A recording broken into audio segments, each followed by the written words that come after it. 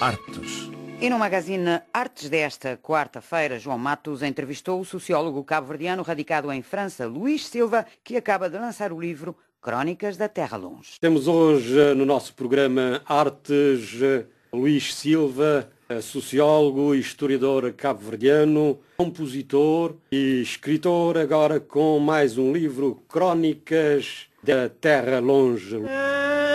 Terra longe, terra longe,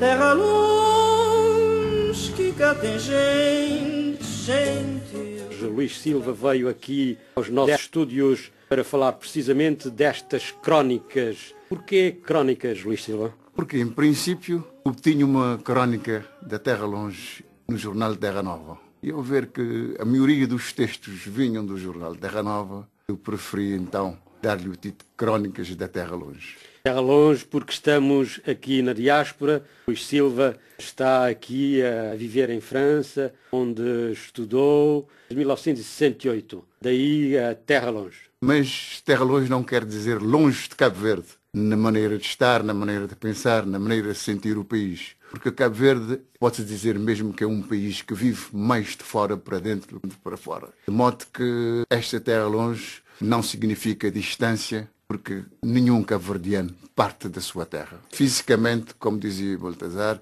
o corpo que é escravo vai, mas o coração que é livre fica permanentemente. Esta Terra Longe é a voz do cabo-verdiano da diáspora que quer traduzir? Evidentemente que Cabo Verde, como eu disse, anda sempre num movimento de fora para dentro. Tudo se espera da imigração. A imigração, desde o século XIX, tem sido a força principal de todos os movimentos de consciência, dos movimentos culturais. Tudo parte da diáspora. E isso dá mais responsabilidades ao imigrante e até ao nível das suas reivindicações, porque o que acontece é que o imigrante cabo-verdiano tem deveres, mas tem poucos direitos na sua terra. Estou a ver aqui agora uma dessas crónicas, Ofélia Ramos, a rainha das noites cabo-verdianas do Mindelo. Quem era essa Ofélia? Ofélia era uma imigrante do Senegal que regressou a Cabo Verde, abriu um restaurante, começou por criar as célebres noites cabo-verdianas com o Luís Moraes, com o Manel Novas, com a Cesária, principalmente, mesmo aí, no caminho de Monte Sossego, na Avenida da Holanda. E foi de lá que essa ideia de noites cabo-verdianas se espalhou por o mundo. Hoje temos noites cabo-verdianas na Holanda, em Paris, em Boston, em Portugal. De modo que ela levou essa ideia para Cabo Verde e depois de lá espalhou por o mundo. Um dia um pai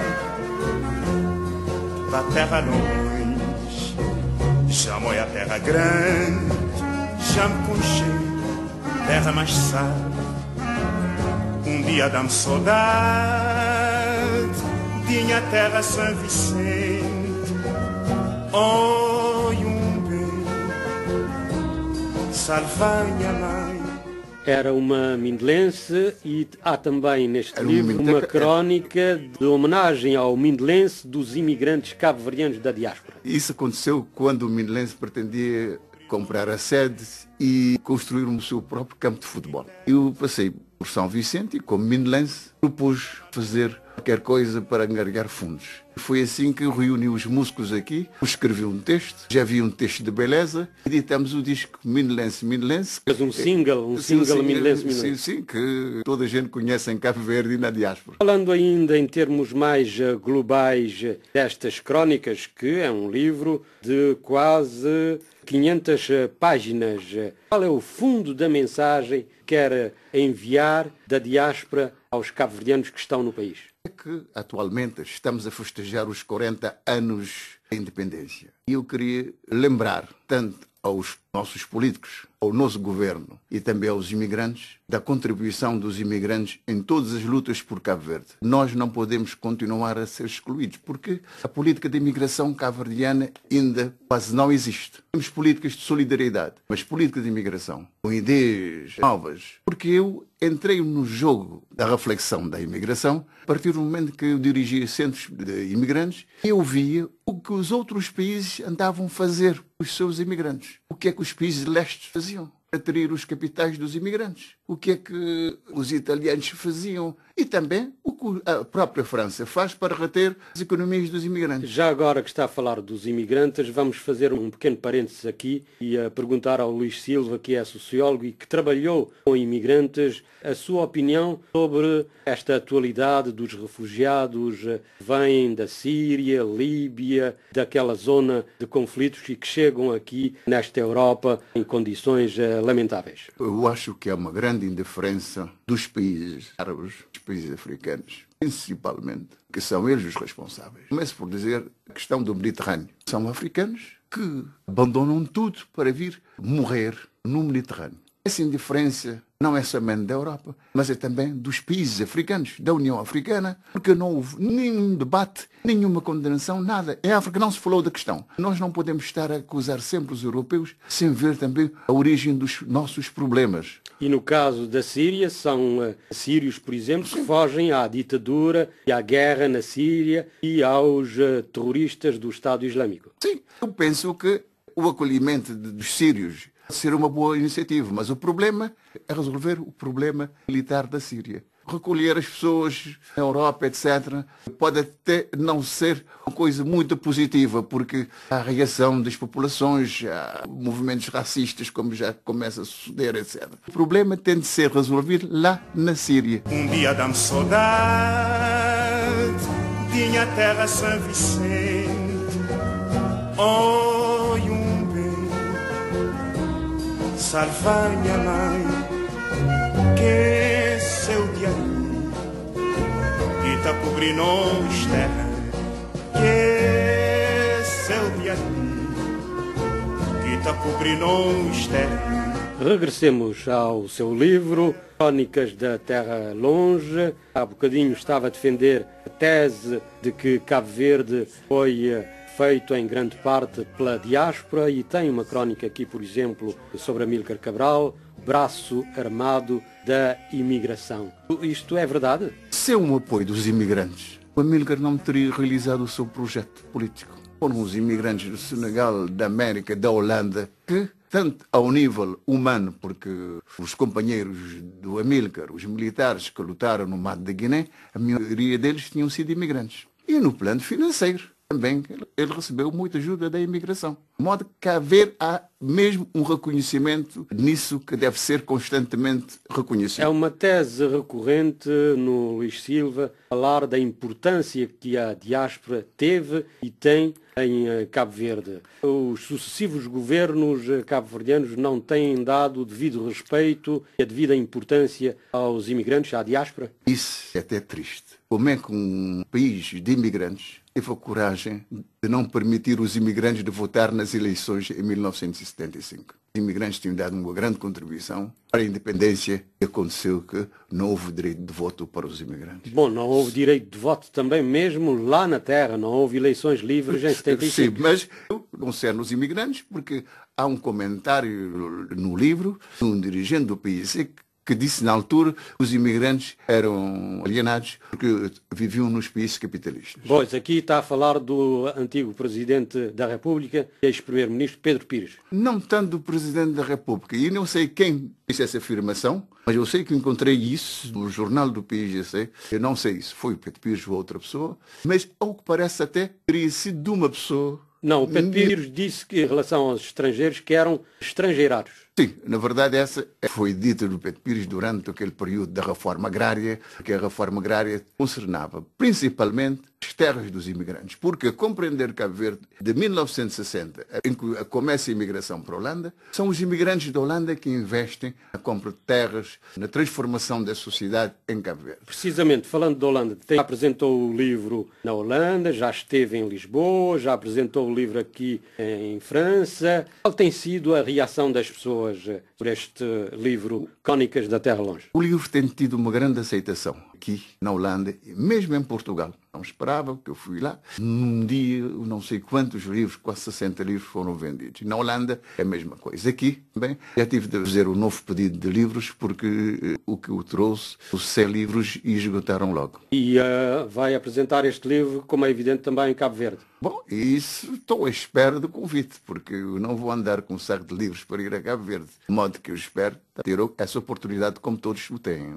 Vamos falar de literatura em termos mais abrangentes. Tem estado a trabalhar também numa tese sobre Baltasar Lopes da Silva. Como é que estão os trabalhos? Na verdade, há sempre uma relação entre Baltasar e imigração. Chiquinho é um romance que é dedicado à imigração. É um reconhecimento à imigração, tanto mais que uma boa leitura de Chiquinho fez que o Baltasar tinha ideias mais profundas. Ideias, inclusivamente, de escrever um Chiquinho de fora para dentro.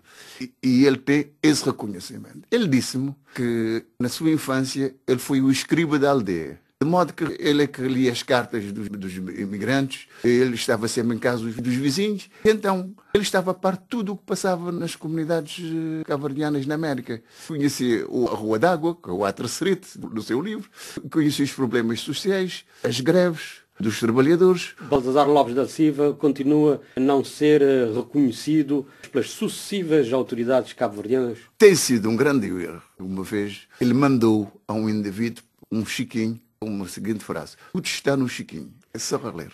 Porque o herói do romance de Baltasar, que é o José de Lima, o José de Lima é um imigrante que vai para a América, toma consciência da classe, estuda e regressa para uma causa nacional. Para essa personagem é, de facto, Baltasar, cujo pai vivia nos Estados Unidos, e Baltasar Lopes esteve mesmo para emigrar para os Estados Unidos também. Um dos escritores cabo-verdianos tiveram uma ligação com a imigração. O Manuel Lopes é filho de imigrante, o Teixeira de Sousa, filho do capitão Sousa, viveu nos Estados Unidos, de modo que a Claridade conhecia muito bem os problemas de imigração e estavam mesmo mais avançados no seu tempo em relação a qualquer outro país africano. Falamos agora globalmente de Cabo Verde. Luís Silva faz parte de um movimento de regionalização São Vicente.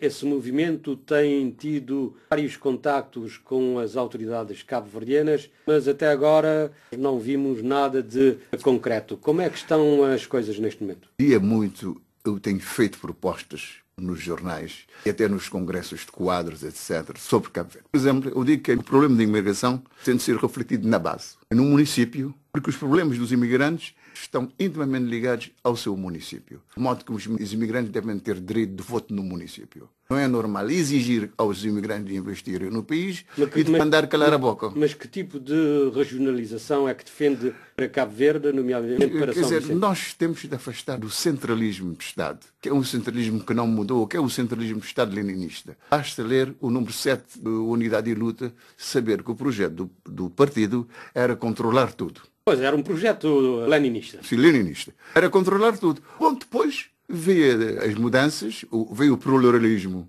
político, mas a gestão do país continuou na mesma. Nós queremos outra gestão. Porque os deputados que estão lá no Parlamento, sejam de São Vicente, são deputados dos partidos. Falam quando tem a ordem dos partidos. Mas precisamos até que os independentes tenham direito à palavra. Temos de fazer uma mudança. A Constituição atualmente está ultrapassada. O seu movimento não tem conseguido passar a mensagem, conseguido convencer os políticos tanto da situação como da oposição. Mas água embora em pedra dura, bate até que fura. Ninguém esperava que um dia iríamos ao pluralismo, e a regionalização é uma coisa certa. Ninguém pode nos impedir de ir a uma maior justiça social, a uma maior justiça económica, uma maior justiça cultural. Porque aquelas câmaras também funcionam muito mal e é preciso que a regionalização tome conta verdadeiramente daquelas ilhas. Está de acordo com o professor universitário José Fortes, físico, que defende agora uma plataforma de entendimento com o MPD em defesa desse movimento de regionalização? Por acaso, eu tenho as minhas dúvidas. O José é livre de fazer escolhas que quiser, mas já falei com ele. Ele diz que pode dar um apoio condicional. Mas eu gosto de dizer que essas coisas somos como São Tomé. Ver e crer. E o movimento em si, globalmente, teve eco? Está de acordo com essa proposta? Não, foi uma iniciativa própria do José Fortes. Ele não consultou ninguém, fez a sua proposta para ver como é que as coisas podem andar. Mas esperemos. Sim, não sereia.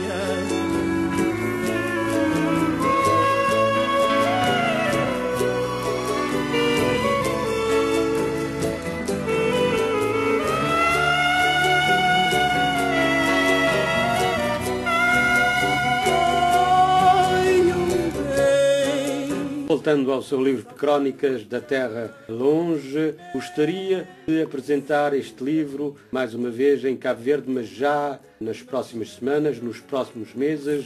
Envia alguma mensagem aí para as pessoas de letras, políticos e intelectuais de maneira geral? Quando o governo, quando as livrarias, quando as pessoas responsáveis pela cultura acharem que deve ir, irei, porque esse livro fala de tudo. É um inventário da imigração, mas a imigração está sempre ligada à literatura, porque a literatura foi o maior canal de defesa da nossa condição exilar. Ainda muitas páginas dedicadas à imigração para São Tomé têm sido ignoradas. Quando o governo prometia o regresso imediato dos cabo-verdianos da roça de São Tomé. O governo do PAIGC. O governo do PAIGC. Há 40 anos que estão lá. Perderam todas as suas economias nos bancos portugueses. E às vezes eu digo, porque é que o engenheiro Guterres se ocupa dos refugiados em Ruanda e Congo? Porque é que não olha o caso dos cabo-verdianos nas roças de São Tomé, que há 40 anos? E, como eu digo, nós não podemos passar a continuar a fazer política de solidariedade. Há política de solidariedade para São Tomé, mas o problema é outro.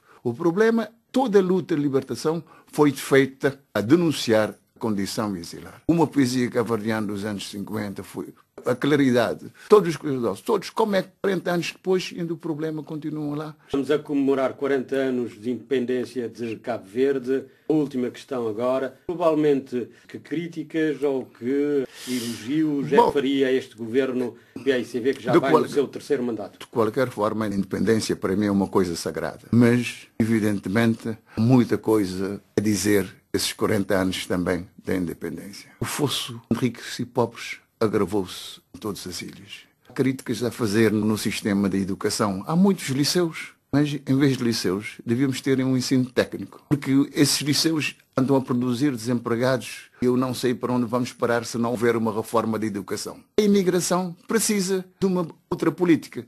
Porque, por exemplo, há dias ouvi dizer que é um problema com aquele projeto de Casa para Todos. Mas aquele projeto de Casa para Todos é um projeto político. Para este ou para aquele que está no partido, etc. Nós precisamos de um projeto de construção de casa, um projeto urbano para os imigrantes. Eu estou convencido que se aquelas casas que construíram fossem destinadas aos imigrantes, já não havia problema, porque o imigrante tem como preocupação construir a sua casa. E quem constrói a casa não faz vir a família e investe tudo na nossa terra. De modo que precisamos de um repensamento total da política de imigração. Luís Silva, historiador, sociólogo, cabo-verdiano e escritor, a apresentar o seu livro Crónicas da Terra Longe, aqui no programa Artes. Muito obrigado, Luís Silva. Obrigado. A realização deste programa esteve a cargo de Osler Amado, com ilustração musical das vozes dos cabo-verdianos Bana e Titina, na interpretação de Terra Longe. Arte.